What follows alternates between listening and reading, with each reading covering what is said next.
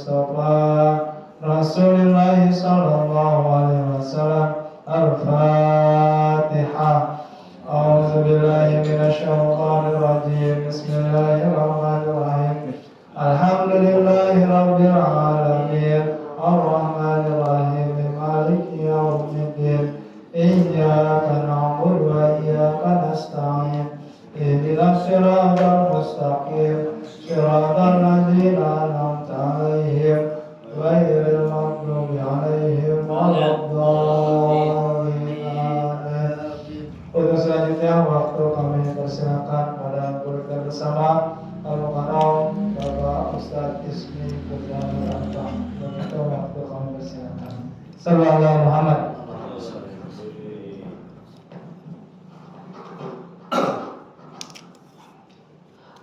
Bismillahirrahmanirrahim. Assalamualaikum warahmatullahi wabarakatuh. Waalaikumsalam warahmatullahi wabarakatuh.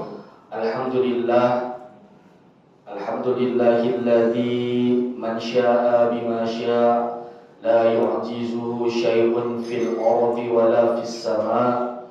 Al-ardu qabdatun was samawati mutwiyatun bi yaminih. Subhanallahi ta'ala amma yushrikun. Ashhadu an la ilaha illallah wahdahu la syarika lah wa ashhadu anna sayyidana Muhammadan abduhu wa rasuluh la nabiyya ba'dah. Allahumma salli ala sayyidina Muhammadin wa ala alihi wa ashabihi wa man tabi'ahum bi ihsanin ila yaumiddin, amma ba'du. Hadirin jamaah masjid, majelis atau musholah syariah yang insyaallah senantiasa dimuliakan oleh Allah Subhanahu wa taala. Wabil khusus ketua DKM Majelis Syariah, para asatid, para dewan guru, para jamaah, kaum bapak, kaum ibu, kaum remaja yang insya Allah senantiasa diberikan rahmat, karunia dan keberkahan dari Allah Subhanahu wa taala. Di momentum yang luar biasa ini saya menggantikan guru kita Kiai Haji Zidan Fikri karena beliau ada hajat. Nah, ada kesibukan yang lainnya. Nah, ini hajatnya hajat yang luar biasa. Karena apa? Karena hajatnya umroh. Karena hajatnya adalah umroh. Dan semoga kita juga bisa dipanggil kembali oleh Allah ke dalam dua tanah sucinya, yaitu Makkahul Mukarramah wa Madinatul Munawwarah, untuk melaksanakan ibadah umroh dan berziarah ke makam Rasulullah Sallallahu Alaihi Wasallam. Insya Allah pada kesempatan kali ini saya lanjutkan kajian hadis yang mana hadis-hadis ini ditulis kembali oleh Al-Alamah Al-Fadil Jalaluddin Ibnu Kamaluddin As-Suyuti atau yang biasa dikenal Imam As-Suyuti, yang mana pada hadis ini Imam Suyuti menukil atau menta'alif, menulis kembali hadis-hadis Nabi Sallallahu Alaihi Wasallam, yang mana sebelum saya lanjut, nah ini disclaimer dulu, atau sedikit informasi bahwasannya kata Imam As-Suyuti di awal kitabnya beliau mengatakan aradtu an ajma'a kitaban, aku ingin mengumpulkan atau mengkitabkan, menjadikan satu kitab li ahbarin nabawiyah, yang mana isinya adalah kabar-kabar dari Nabi Sallallahu Alaihi Wasallam. Berarti kalau kabar dari Nabi isinya adalah hadis Nabi. Nah, wal asaril marwiyah, yang mana hadis ini masih original, masih otentik, masih murni, masih asli, bi isnadin shahihin wasikin, dengan sanad yang sahih dan juga siqah sanadnya.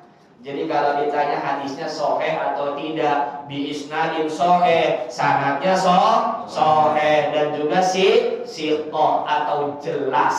Nah, fahazaftul asanid, kata Imam Suyuti, akan tetapi aku menghapuskan sanad-sanad hadisnya supaya apa? Waja'altuhu arba'ina baban, supaya aku gampang membukukan hadisnya menjadi 40 bab. Fi kulli babin asharatu ahadis, di tiap-tiap babnya kurang lebih ada sekitar 10 hadis. Wasamaituhu lubabal hadis, dan aku namai kitabnya dengan nama kitab Lubabul Hadis.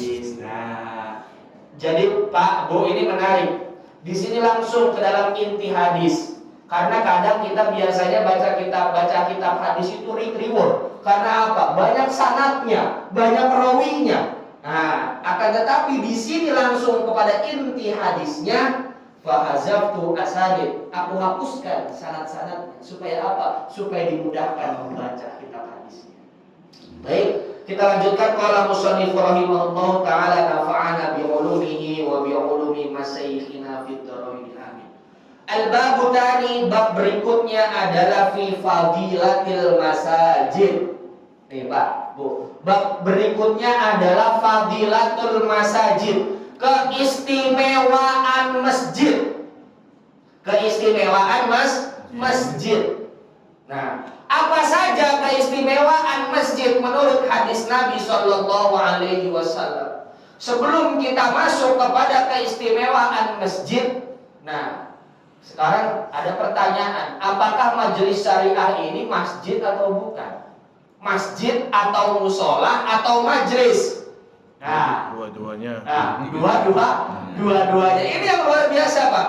Masalahnya istilah masjid ini cuma istilah musola, istilah majelis itu cuma ada di Indonesia saja. Ya, ada yang namanya masjid, ada yang namanya musola, ada yang namanya majelis. Ini kategorinya apa? Dikatakan musola, dikatakan majelis, dikatakan masjid. Nah, dulu saya di Mesir, di Saudi itu semuanya masjid, Pak. Semuanya masjid. Bahkan apartemen tinggi dari lantai 2 sampai lantai 20 itu apartemen. Lantai satunya 10 kali 10 itu dinamakan masjid. Nggak ada yang namanya musola. Nggak ada yang namanya musola. Tapi karena Indonesia ini adalah negara yang mayoritasnya umat muslim, bahkan terbanyak di seluruh dunia umat muslimnya, dikategorikan. Ada yang mengatakan, oh ada musola, oh ada masjid, oh ada majlis. Sebagian ulama berpendapat bahwasannya masjid, Pak, bahwasannya masjid adalah maknanya sebuah tempat untuk melaksanakan sholat 5 waktu secara berjamaah. Secara klasifikasi lagi, nah, dikerucutkan lagi, masjid merupakan tempat untuk sholat berjamaah yang di dalamnya itu muat 40 orang laki-laki balik dan akil. Oh, dikerucutkan lagi. Dikerucutkan lagi. Isinya 4 muat, isinya 40 laki-laki akil balik. 40 laki-laki yang berakal dan balik. Nah, ini muat nggak nih 40 laki-laki? Lebih ini. 1, 2, 3, 4, 5, 6. 60 orang berarti. Berarti masuk dalam kategori masjid. Diklasifikasikan lagi, dikerucutkan lagi. Nah, masjid adalah tempat untuk sholat berjamaah yang mana di dalamnya bisa dilaksanakan sholat Jumat. Kalau ditanya ini musola atau majelis syariah, ini masjid atau bukan, jawabannya satu, Pak. Masjid bi'tibari ma sayakun. Artinya apa? Kadang saya kalau ditanya, ya, ini masjid atau bukan? Insya Allah masjid. Bi'tibari ma sayakun. Apa artinya? Masjid di masa yang akan datang menjadi masjid. Oh, ya, masjid bi'tibari ma sayakun. Ini bahasa usul fiqh, Pak. Ada bi'tibari makana. Dulunya masjid, sekarang nggak jadi masjid. Bi'tibari ma sayakun, nantinya akan menjadi masjid. Ana inda dhonni abdi bi, kata Allah, aku pada prasangka umatku atau hambaku. Kalau kita berprasangka baik, maka Allah akan mengijabah prasangka kita. Oh ya, begitupun sebaliknya. Ketika kita berprasangka, insya Allah pada masanya nanti mungkin oleh anak-anak kita, oh mungkin nanti oleh cucu-cucu kita, majelis dan musola syariah ini akan menjadi masjid pada masanya. Amin. Allahumma amin. Ya. Jadi kalau masuk ke dalam kategori musola syariah muat untuk 40 orang sholat berjamaah, loh berarti bisa dikatakan ini masjid. Ya, bisa dikatakan ini masjid karena muat untuk 40 orang akhir balik sholat berjamaah laki-laki. Tuh, ya syukur-syukur ada sholat Jumatnya nanti. Nah, mungkin kebeli tanah yang mana atau kemana, wallahu a'lam. Nah, seperti itu. Sebelum kita masuk kepada fadilatul masjid atau keistimewaan masjid, tadi saya sedikit ta'arif pengertian tentang masjid itu. Lalu apa kata Nabi Shallallahu Alaihi Wasallam? Babu fadilatil masajid, bab tentang keistimewaan masjid, kata Nabi Shallallahu Alaihi Wasallam. Qala Nabi Shallallahu Alaihi Wasallam, Nabi Shallallahu Alaihi Wasallam pernah mengatakan, al masjidu baitu kulli mu'minin. Kata Nabi, Pak, bukan kata saya, bukan kata siapapun, tapi ini kata Nabi. Saya hanya menjelaskan, saya hanya menjabarkan, al masjidu baitu kulli mu'minin. Masjid merupakan rumahnya orang-orang mukmin. Jadi masjid asy-syariah ini ya adalah tempatnya orang-orang mukmin, adalah rumahnya orang-orang mukmin. Pak, rumah kita adalah tempat istirahat ternyaman, betul tidak? Rumah kita adalah tempat kita kembali kepada keluarga kita. Rumah kita adalah tempat kita ngobrol, tempat kita bercanda, tempat kita bermain, makan bersama istri dan juga anak-anak kita. Rumah kita merupakan tempat ternyaman bagi kita. Berarti masjid baitu kulli mu'minin adalah tempat ternyaman bagi orang-orang mukmin. Masjid merupakan tempat ternikmat bagi orang-orang mukmin. Jadi kalau penghidupan masjid, kalau ya masjidnya aktif, kalau majelisnya aktif, kalau musolanya aktif, berarti semakin mukmin wilayah tersebut. Karena apa? Al masjidu baitu kulli mu'minin. Masjid merupakan rumahnya orang-orang mukmin. Jadi kalau ditanya di mana rumahnya orang-orang mukmin, di mana tempat kembali orang-orang mukmin di dunia, tempatnya di mana, Pak? Di masjid. Oh, ini di awal. Ini kata Nabi. Qala Nabi sallallahu alaihi wasallam, al masjidu baitu kulli mukmin. Masjid merupakan rumahnya orang-orang mukmin.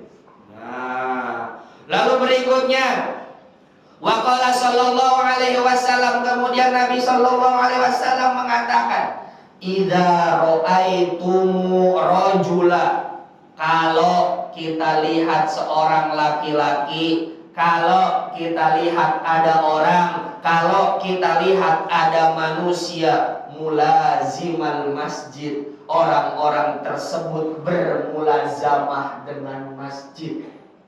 Apa Pak? Bermulazamah dengan masjid. Apa maksud mulazamah dengan masjid? Maksud daripada mulazamah dengan masjid adalah mencintai masjid, menghidupkan masjid, memakmurkan masjid. Iza ra'aitum rajula mulazimal masjid fashhadu lahu bil iman, maka saksikanlah. Fashhadu, bukan lihat lagi Pak, saksi, bersaksilah. Kalau dilihat dengan disaksikan, dengan bersaksi, kategorinya tinggian mana Pak? Tinggian saksi. Kalau dilihat hanya dengan mata. Tapi kalau disaksikan, dilihat dengan mata, dirasakan dengan hati, kemudian dipenuhi dengan iman dan juga dipikirkan dengan akal. Fashhadu, maka orang yang bersyahadat, bersaksi bahwa tiada Tuhan selain Allah dan Nabi Muhammad adalah utusan Allah, dia posisinya sedang sadar. Fashhadu, maka bersaksilah, lahu, baginya bil iman, maka saksikanlah baginya orang tersebut penuh dengan keimanan. Syaratnya apa, Pak? Syaratnya mulazimal masjid. Syaratnya orang tersebut bermulazamah dengan masjid, cinta dia dengan masjid, sholat 5 waktu dia di masjid, ada ta'lim dia ikut di masjid, ada kegiatan masjid dia ikut, ada kegiatan keagamaan, kemanusiaan, kesosialan di masjid dia ikut. Fashhadu lahu bil iman, maka saksikanlah sesungguhnya orang tersebut dipenuhi dengan iman. Jadi gampang Pak syaratnya. Mulazimal masjid, bermulazamah dengan masjid. Ini baru 2 hadis. Baru dua hadis. Nah, belum hadis-hadis yang lainnya tentang fadilah atau afdoliyah, keistimewaan daripada masjid. Maka Pak, sama-sama kita ajak anak-anak kita, keluarga kita untuk bermulazamah dengan masjid, untuk mensejahterakan masjid, untuk memakmurkan masjid. Fashhadu lahu bil iman, saksikanlah bahwasanya sesungguhnya orang tersebut dipenuhi dengan iman, kata Nabi sallallahu alaihi wasallam. Itu tadi 2 penjelasan tentang afdoliyah, tentang keistimewaan daripada masjid. Lalu yang berikutnya adalah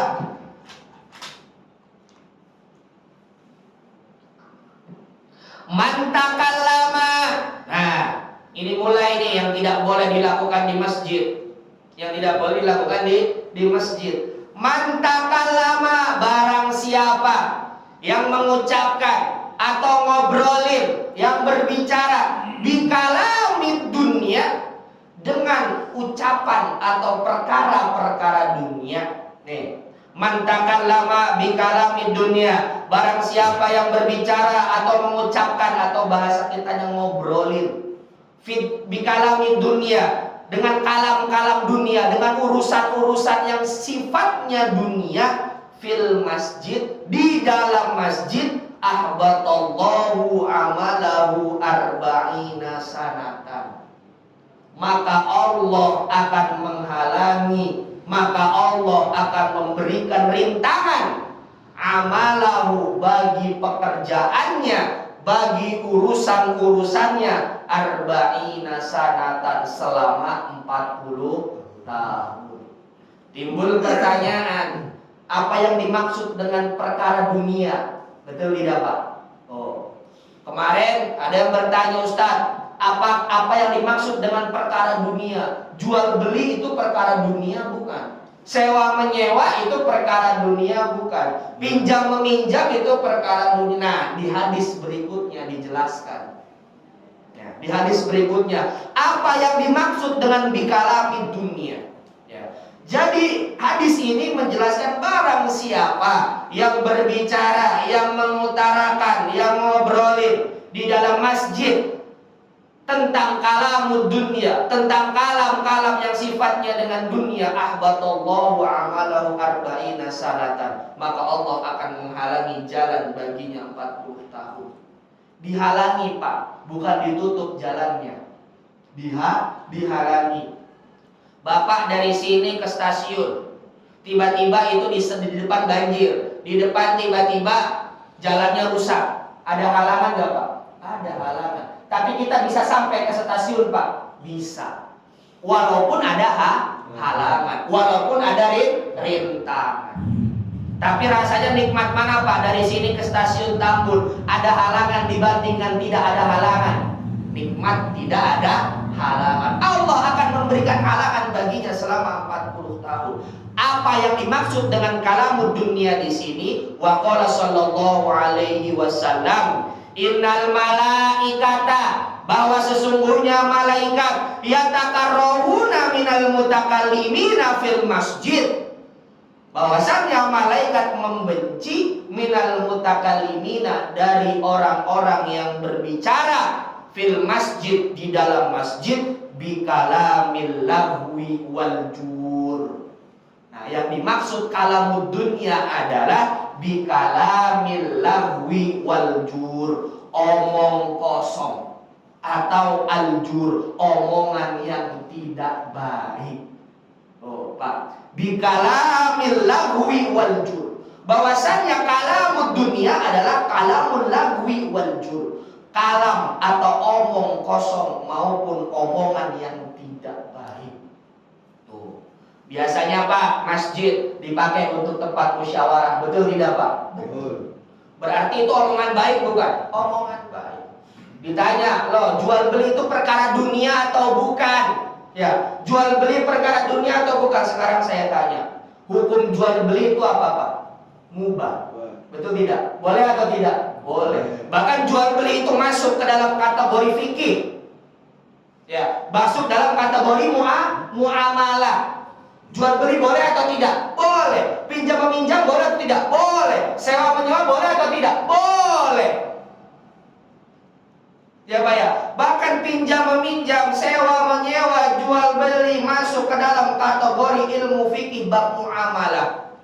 Ya. Bahkan ada hadisnya tentang jual beli. Ya. Bahkan ada riwayat pembolehan tentang sewa menyewa. Berarti sewa menyewa dan pinjam meminjam ini bukan masalah dunia.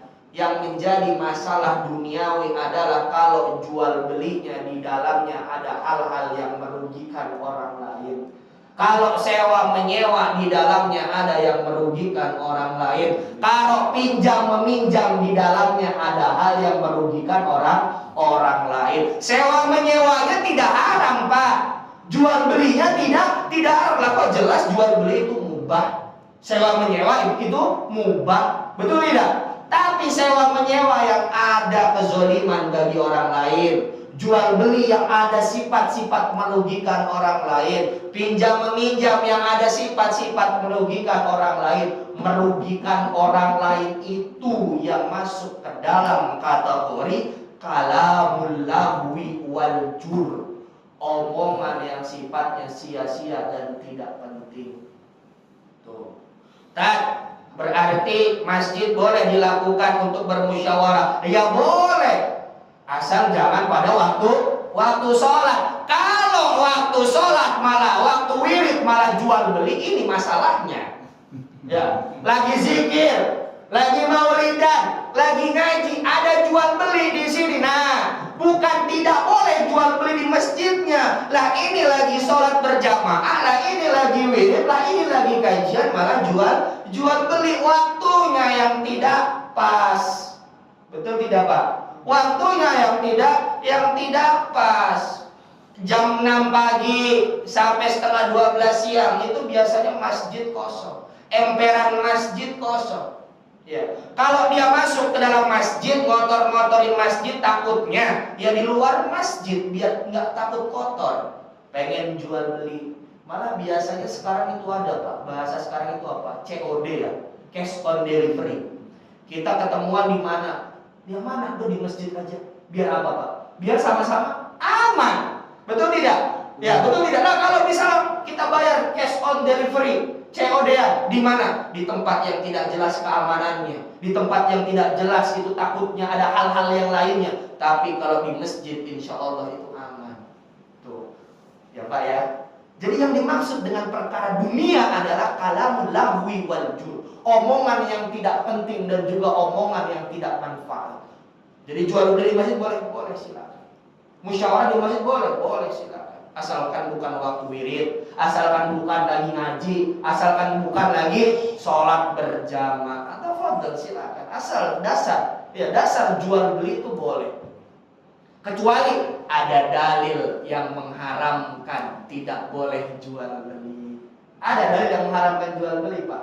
Ada. Kalau di dalamnya ada sifat-sifat yang merugikan orang lain, baru itu jual belinya menjadi tidak boleh. Tapi kalau jual belinya sama-sama suka, sah Pak, sah saja. Oh, jadi pada dasarnya segala sesuatu ya khususon di dalam muamalah itu diperbolehkan, kecuali ada hal-hal yang mengharamkan, ada dalil yang mengharamkan tentang hal tersebut. Makan boleh atau tidak Pak? Boleh, mubah. Kalau makannya makan babi boleh Pak? Tidak boleh karena babi diharamkan. Makan boleh Pak? Ya boleh. Betul tidak Pak? Oh, sama dalam hal-hal ini juga. Nah, jadi itu yang dikategorikan kalamul jur wa kalamul lagu. Omongan yang tidak penting ataupun omongan yang tidak baik, omong kosong. Nah, lalu berikutnya waqala sallallahu alaihi wasallam. Nah, kemudian Nabi sallallahu alaihi wasallam mengatakan apa yang dikatakan Nabi, man basato hasiron. Barang siapa basato memperpanjang, hasiron tikar, atau bahasa kitanya gelar karpet. Hasirun tikar. Bahasa sekarangnya Bapak karpet. Man basato hasiron, barang siapa yang menggelar karpet masjid, barang siapa yang ngegelar tikar masjid. Ini cuma ngegelar Pak, bukan beli, bukan hibah, bukan wakaf. Bagaimana kalau hibah, bagaimana kalau wakaf?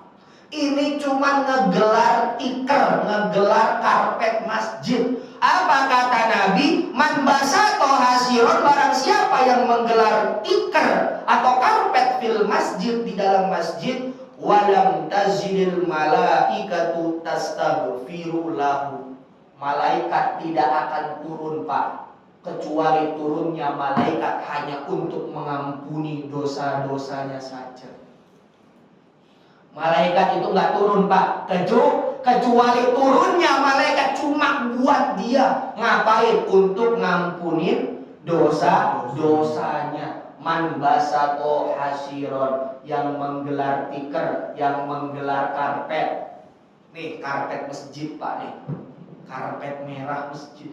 Cuma ngegelar tikar masjid Pak, cuma ngegelar karpet masjid. Malaikat gak akan turun Pak, kecuali malaikat hanya untuk mengampuni dosa-dosanya. Gak akan turun malaikat, digelar karpetnya, turun langsung malaikat untuk mengampuni dosa-dosanya. Kata Nabi Sallallahu Alaihi Wasallam, madama zalikal hasiru fil masjid, tatkala tikar tersebut, tatkala karpet tersebut, madama zalikal hasiru fil masjid, tatkala karpet dan tikar tersebut masih apa nih, tergeletak atau terpapar ya, apa nih bahasanya? Terhampar di masjid Pak. Oh, makanya kadang kalau nih anak-anak muda untuk giliran lagi ngegelar karpet masjid pada nggak mau ya. Lah itu ada hadisnya. Ya ada hadisnya. Ya anak-anak muda, kaum remaja, coba itu kadang kita, coba itu apa namanya anak-anak muda misalnya, ya misalnya coba apa gelar tikar, nggak mau saya, berat, takut keringetan, waduh.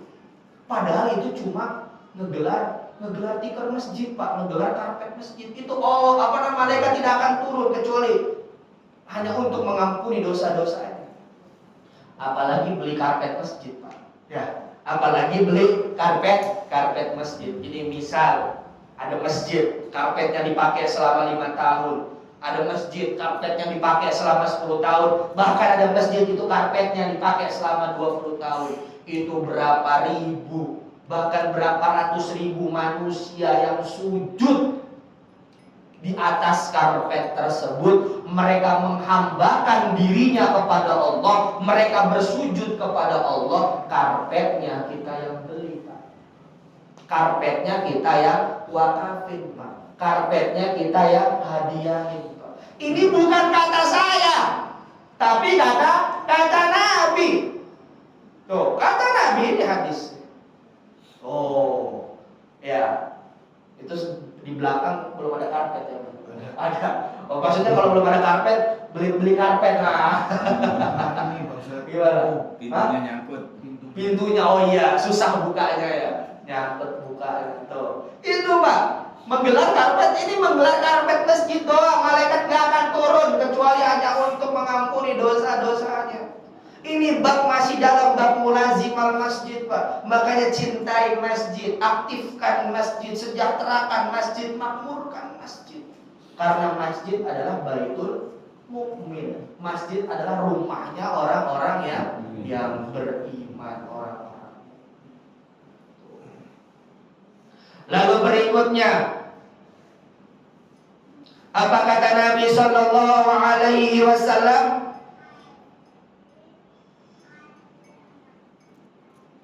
La taj'alu masajidakum qatturuq. La taj'alu masajidakum qatturuq. Jangan sampai, Pak. La taj'alu, kita jadikan. La taj'alu, kita buat masjid yang ada di sekitar kita qatturuq, seperti jalanan, Pak. Bu. Jalanan itu cuma dilewati. Jalanan itu cuma disinggahi. Bapak jalan ke jalanan utama, udah jalan satu titik, paling 1 detik. Kalau macet jadi 1 menit. Ya, kalau macet jadi underpass Tambun pagi-pagi jadi lama macetnya. Ya Pak ya. setengah jam. Tuh, jangan sampai Pak kita jadikan masjid itu katuruk seperti jalanan, cuma dilewatin aja. Ya, cuma dilewatin aja, nggak didatengin. Jalanan. Turuk ini bisa diartikan jalan atau persimpangan. Persimpangan, perempatan, pertigaan. Ada lampu merahnya, berhenti kita sebentar, 1 menit, 2 menit. Habis itu jalan lagi. Jangan sampai kata Nabi, la taj'alu masajidakum qatturuq. Jangan sampai kita jadikan masjid kita seperti jalanan, cuman buat dilewati. Ya, ini Pak. Ya, tuh tadi beberapa hadis tentang afdoliyah atau keistimewaan daripada masjid. Keistimewaan masjid dijelaskan. Larangan ngapain di masjid dijelaskan. Pahala lebih yang kita dapat di masjid juga dijelaskan.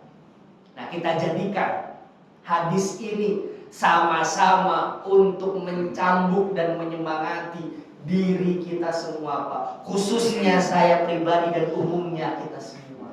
Ya Pak ya, sama-sama dijadikan pengingat atau penyambuk diri kita untuk bersama-sama kita mensejahterakan dan menghidupkan masjid kita. Oh, ya. Majelis syariah, musola syariah, masjid. Ya, masjid. Karena masuk ke dalam kategori tadi itu, muat untuk 40 orang sholat berjamaah. Oh, kalau Ustaz nggak masuk majelis syariah ini ke dalam kategori masjid karena apa? Belum ada sholat Jumat, ya udah masjid tiba di masa saya pun. Masjid di masa yang akan datang menjadi masjid.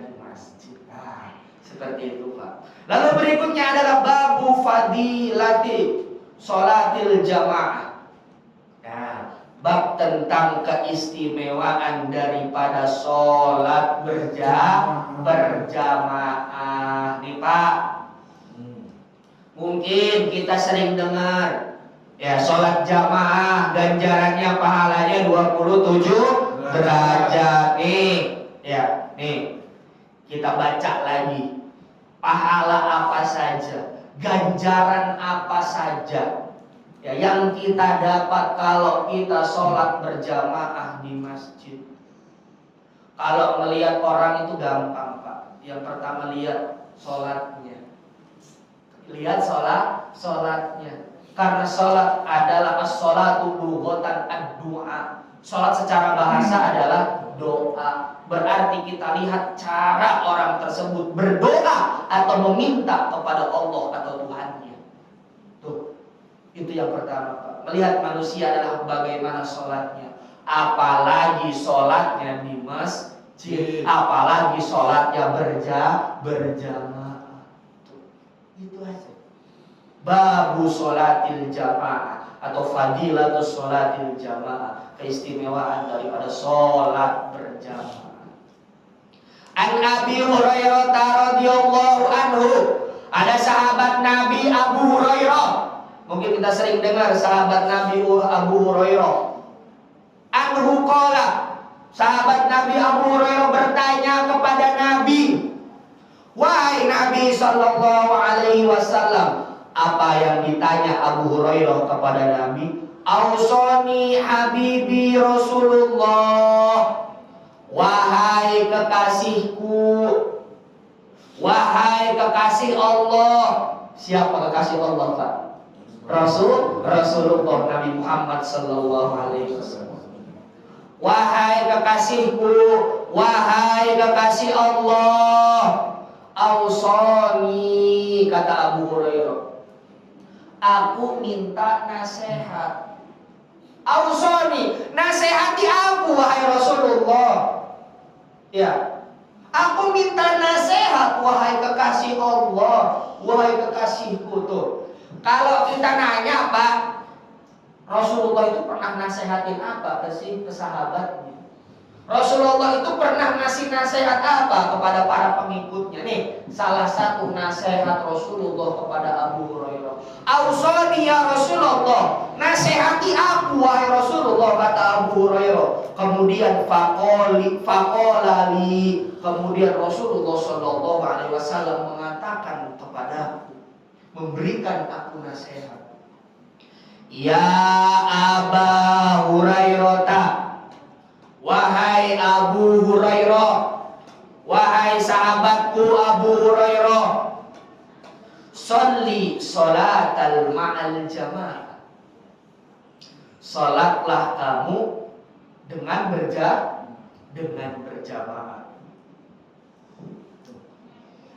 Itu nasihat Rasulullah ke Abu Hurairah. Sholli sholatal ma'al jamaah ya Abul Hurairah, sholatlah kamu dengan berjamaah.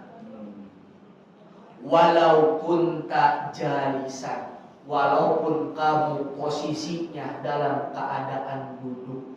Maksudnya dalam keadaan duduk ini apa, Pak, Bu? Duduk ini adalah identik dengan istirahat. Betul tidak, Pak?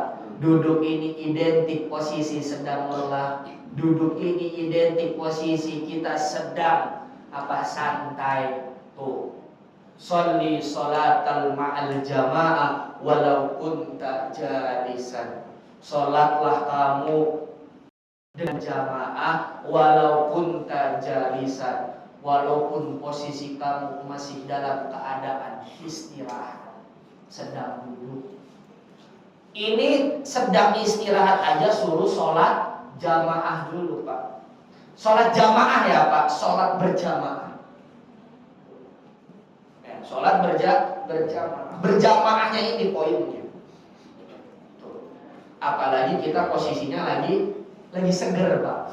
Apalagi posisinya habis mandi, Pak. Apalagi posisinya mau nonton bola, Pak. Itu jam 19.00 ada nonton bola ya, Pak ya. Pas banget lagi azan. Makanya santri Yapina itu ngomong, "Tat, saya boleh nonton bola?" Boleh.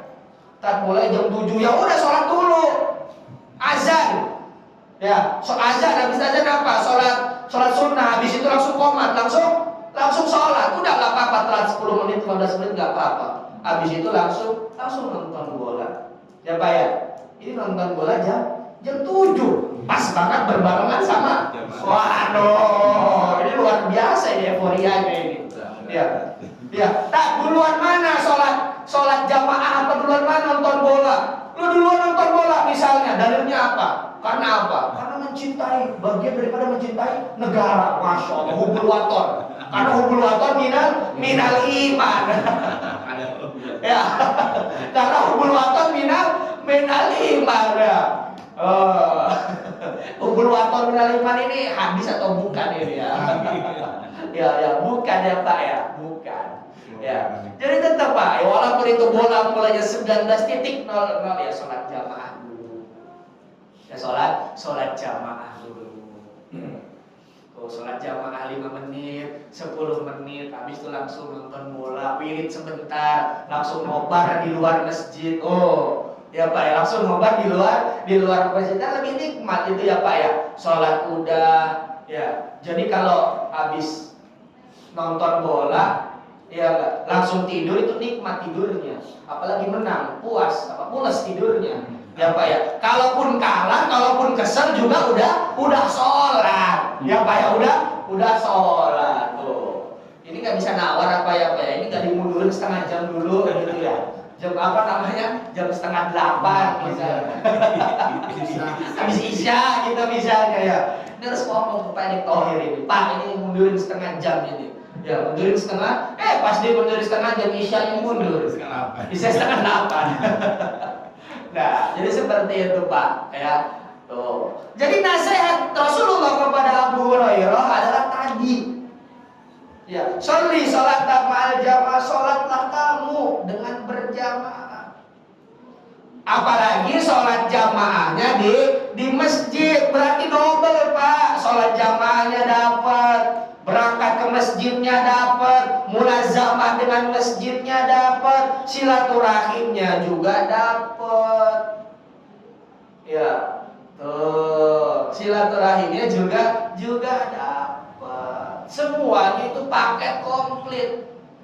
Sholat ke jamaah di masjid gampang apa susah? Gampang Pak, yang susah cuma satu, apa Pak?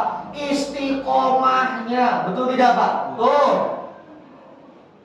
betul, gampang. Sholat di jamaah di masjid itu gampang. Apalagi yang ditakdirkan ini rumahnya dekat dengan masjid, luar biasa. Yang susah cuma satu Pak, istiqomahnya. Makanya ada istilah al-istiqomah itu min alamatil karomah, wal istiqomah itu min alamatil barokah. Ya, komitmen, konsisten. Istiqomah itu yang sulit. Istiqomah kita sholat berjamaah, istiqomah kita berangkat ke masjid, istiqomah kita menghidupkan masjid, itu yang sulit. Makanya wajar kalau istiqomah, orang-orang istiqomah itu rasanya lebih nikmat melihatnya. Ya, istiqomah itu berarti apa? Konsisten. Berarti apa Pak? Komitmen. Berarti apa Pak? Dia disiplin. Orang yang disiplin Pak, secara duniawi aja kita melihat, bukan secara ukhrawi ya, secara duniawi. Rata-rata orang yang disiplin itu biasanya lebih maju Pak daripada kita. Betul tidak Pak? Tuh, itu saja. Rata-rata orang yang disiplin, orang yang istiqomah, orang yang punya konsisten, yang punya komitmen, itu biasanya selangkah lebih maju daripada kita. Ini berbicara duniawi, apalagi berbicara ukhrawi Pak. Ya. Kalau urusan akhirat saja kita bisa konsisten, insya Allah urusan dunianya juga bisa disiplin dan konsisten. Oh, yang susah adalah istiqomahnya. Itu nasihat, ya, itu nasihat Abu Hurairah, nasihat Nabi kepada Abu Hurairah. Lalu apa kata Nabi? Fa innallaha ta'ala yu'tika bi kulli sholatin ma'al jamaah. Karena sesungguhnya Abu Hurairah, ini masih lanjutannya. Ya, karena sesungguhnya Abu Hurairah bahwasanya Allah yu'tika memberikan kepada engkau wahai Abu Hurairah bi kulli sholatin, setiap sholat ma'al jamaah, yang mana sholatnya dengan jamaah, sawaba khamsin wa ishrina sholatan fi ghairil jamaah, Allah memberikan ganjaran atau pahala 25 kali lipat dibandingkan sholat sendirian. Masalahnya satu Pak, ini pahala ini gak kelihatan. Coba kalau pahala ini diuangkan Pak, ya Pak ya, tuh, ya, 2.500.000 sama 100.000 milih mana Pak? 2 juta. Ya Pak ya, oh ya. Ini saya jadi ingat dulu, kalau saya lagi kuliah di Mesir itu setiap bulan Ramadan, itu biasanya 10 hari terakhir itu pengusaha itu pada ngasih duit Pak. Pengusaha itu pada ngasih duit. Pengusaha apa Ustaz? Kalau di sini mungkin pengusaha Indomaret, pengusaha Alfamaret. Nah, kalau di sana itu namanya menarik. Kalau di sini Indomaret, Alfamaret, di sana namanya apa? Tauhid wan nur. Tauhid wan nur. Percaya dan juga cahaya. Oh, namanya lucu ya. Namanya Tauhid wan nur. Namanya aulad ragab, anak-anaknya ragab. Oh, lucu. Di sana itu menarik.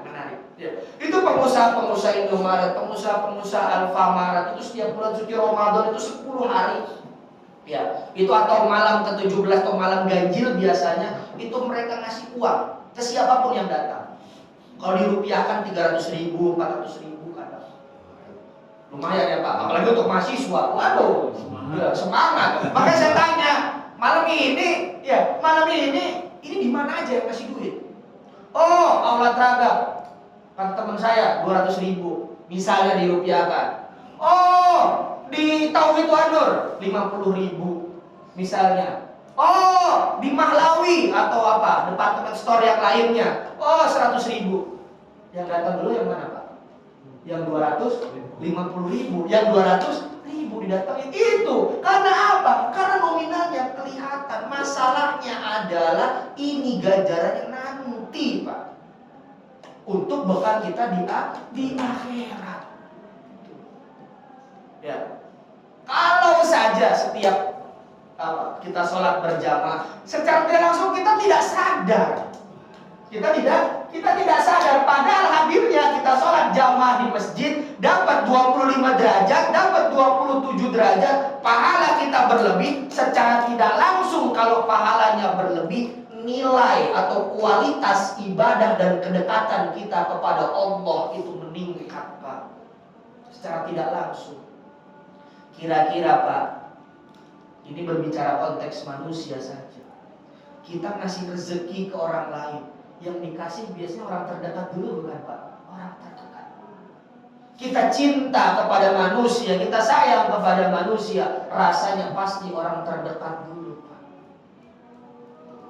Ya, walaupun Allah memberikan rezeki kepada semua manusia, walaupun Allah memberikan rezeki kepada seluruh makhluknya, kepada hambanya, baik itu yang beriman kepadanya maupun tidak beriman. Oh, ya Pak ya. Tapi kalau kualitas ibadah kita kepada Allah itu meningkat, kalau nilai ibadah kita kepada Allah itu meningkat, ya Pak ya, rasanya apa Pak? Nah, rasanya di dunia kita dapat, di akhirat juga dapat. Namun kita tidak sadar. Namun kita tidak sadar untuk sampai derajat itu. Kadang kita pun, siapapun juga kadang leha-leha, terlena, ya Pak ya. Namun padahal Allah melihat bagaimana kualitas ibadah kita, kedekatan ibadah kita. Al-imanu yazidu bitta'ah wa yanqusu bil maksiyah. Iman itu bertambah dengan ketaatan, wa yanqusu bil maksiyah, dan juga berkurang dengan maksiat.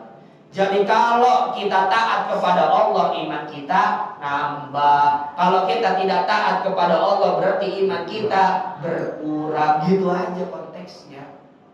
Ya, kalau pengen imannya bertambah, berarti taat kepada Allah dengan menjalankan perintahnya. Syukur-syukur dilebihkan dengan sholat berjamaah. Syukur-syukur dilebihkan dengan berangkat ke masjid. Berarti makin nambah imannya. Rasanya Pak, kita pulang sholat berjamaah, sampai rumah adem Pak hati, rasanya lebih adem. Berarti apa? Yazidu bitta'ah, bertambah ketaatan kita. Coba nih misalnya ada seseorang, ada fulan habis nipu, deg-degan gak hatinya Pak? Tidak tenang. Ya, tidak tenang. Tapi ada orang itu habis nipu hatinya biasa-biasa. Nah, ini dipertanyakan nih. Habis nipu hatinya biasa-biasa saja. Habis ngezolimi orang lain hatinya cuek aja, ini yang dipertanyakan. Takutnya apa Pak? Sudah mati hatinya itu. Sudah mati hatinya itu. Jadi wajar Pak. Yazidu bitta'ah wa yanqusu bil maksiyah. Iman kita bertambah karena ketaatan, dan juga iman kita berkurang kepada Allah dengan maksiat. Ya, dengan ketidaktaatan atau maksiat-maksiat yang kita lakukan. Lalu berikutnya apa kata Nabi Sallallahu Alaihi Wasallam?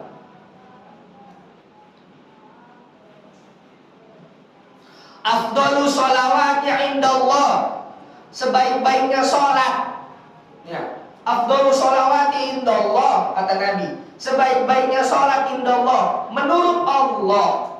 Ya, nih, afdalu sholawati indallah, sebaik-baiknya sholat menurut Allah adalah sholatus subhi yaumal jumu'ati fi jamaah. Pak, kalau nanya sebaik-baiknya sholat kata Allah itu sholat apa? Sholatus subhi yaumal jum'ah fi jamaah. Sholatnya sholat subuh, harinya hari Jumat dengan berjamaah. Sebaik-baiknya sholat menurut Allah. Afdhalu sholawati indallahi ta'ala sholatus subhi yaumal jumu'ati fi jamaah. Sholat subuhnya pada hari Jumat. Hari Jumat bagian daripada Sayyidul Ayyam, rajanya hari. Ya, rajanya hari itu hari Jumat, Sayyidul Ayyam. Ya Sayyidi ya Rasulullah. Ya, wahai tuanku, wahai imamku, wahai Rasulullah. Berarti Sayyidul Ayyam berarti tuannya hari atau imamnya hari, hari yang paling tinggi derajatnya hari Jumat. Kalau nanya sholat apa yang paling baik, sholat subuh hari Jumat fil jamaah nih, terakhir nih, fil jamaah dengan berjamaah. Pak, usikum wa iyaya. Saya menasehati diri saya sendiri dan juga kita bersama-sama menasehati untuk semuanya. Jadi kita sama-sama menasehati, Pak. Saling mengingatkan satu sama lain. Karena pastinya di sini kita bertemu dalam keadaan baik, kita dipertemukan juga nanti di surganya Allah seperti ini dalam keadaan baik. Oh, ya Pak ya. Sampai jam berapa, Ustaz? Lanjut. Isya. Pada Isya. Gimana? Sedikit lagi. Sedikit lagi.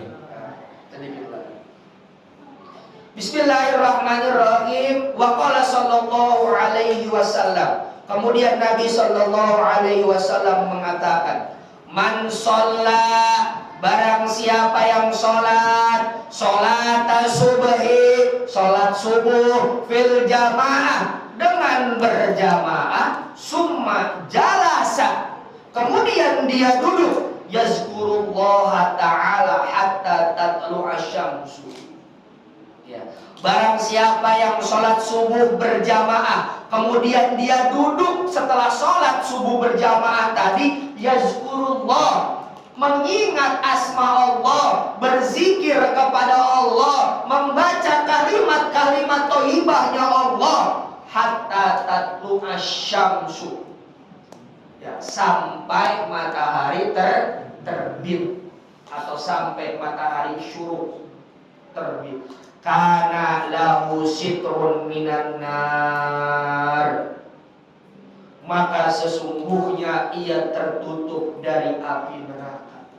Wa bari'a minan nar, dan juga dia terbebas dari api neraka. Makanya orang yang punya wirid, Pak, itu biasanya ada wirid pagi dan juga wirid petang. Biasanya pagi ba'da subuh.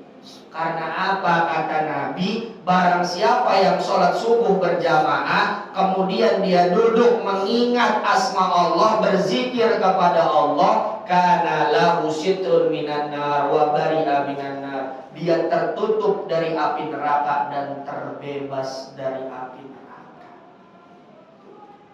Waman adrokal jama'ata, dan barang siapa yang ia sadar, dan barang siapa yang ia niat, dan barang siapa ia berangkat sholat jamaah arba'ina yauman, 40 hari lamanya, kataballahu lahu baro'atan minan nar, maka Allah akan memastikan, maka Allah akan menulis baginya baro'atan minan nar, terbebas dari api neraka, wa baro'atan minan nifaq, dan terbebas dari kemunafikan atau orang-orang munafik. Kalau sholat berjamaah adroka, kita sadar, kita niat sholat berjamaah selama 40 hari saja, Pak, kata Allahu lahu baro'atan minan nar, maka Allah akan menulis baginya ia terbebas dari api neraka nanti di akhirat, dan ia terbebas dari kemunafikan dan orang-orang munafik di dunia. Tuh, sholat jamaah, fadilah atau keistimewaannya.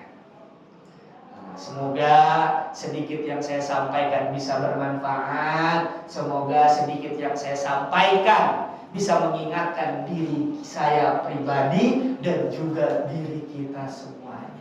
Mohon maaf Bapak, Ibu, sekiranya banyak kata-kata yang kurang berkenan itu datangnya dari saya. Dan jika ada manfaatnya, wa ma taufiq illa billah, itu semua datangnya dari Allah Subhanahu wa taala. Karena yang punya taufik, inayah, pertolongan dan juga rahmat hanya Allah Subhanahu wa taala. Hadanallahu wa iyyakum ajmain. Terima kasih banyak. Al-afu minkum wallahu muwaffiq ila aqwamit thoriq. Wassalamualaikum warahmatullahi wabarakatuh. Waalaikumsalam warahmatullahi wabarakatuh.